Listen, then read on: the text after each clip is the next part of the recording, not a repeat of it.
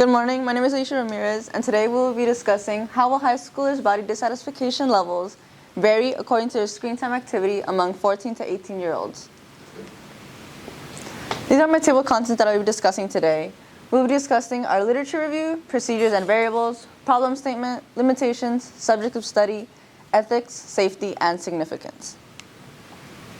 For our literature review, to refresh our memories, we talked mostly about social media, social networking sites, idealization, screen time activity, and disturbance and disorders. How do they connect though? We found that social media and social networking sites all promote one thing in common, which is body idealization. Because self-identity is so important to the average adolescent, fake media or idealized media can create disturbance levels and also a prevalence of risk to eating disorders and depression, anxiety, or problems with self-esteem overall. According to child-adolescent psychiatric experts, an increase in number of men and women seeking treatment for eating disorders is on the rise. This demonstrates the consequences of media exposure.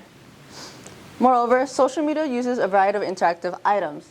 However, because users rely so much on social media, the perceptions of themselves are warped.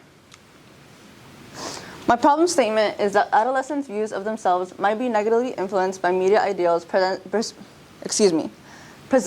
shared, and encouraged on SM and SNS platforms. Self-identity shapes how people perceive and present themselves in social situations. Adolescents' entire well-being might be jeopardized as a result of imposed bad media beliefs and/or ideals. This is my research question. In terms of body image dissatisfaction, how does media exposure and consumption affect the average adolescent at Westview High School? From here, we move on to our subject of study. Subjects will range from 100 to 200 students attending at Westview High School.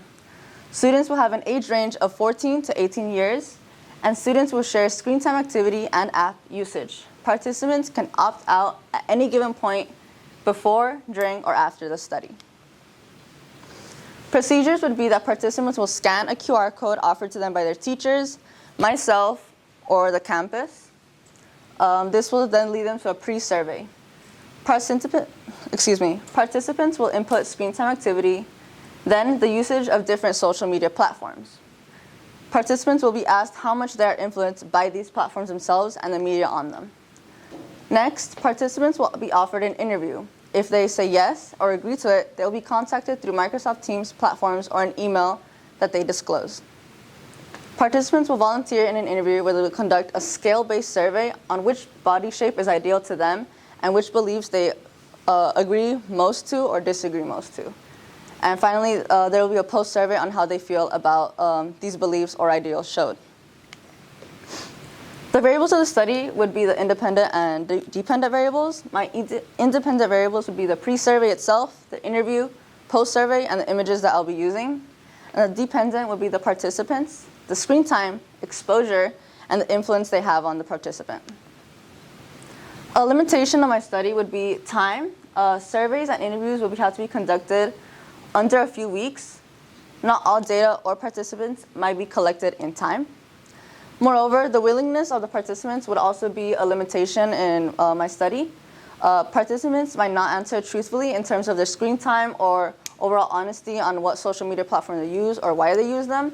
Moreover, participants wanting to be interviewed overall would also be a problem.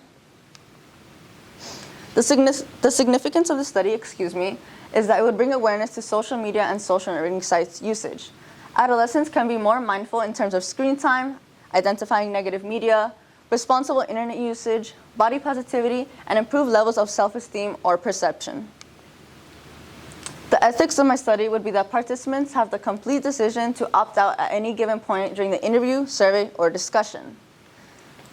The safety part of my study would be that personal information such as names, address, or other forms of identification will be completely anonymous.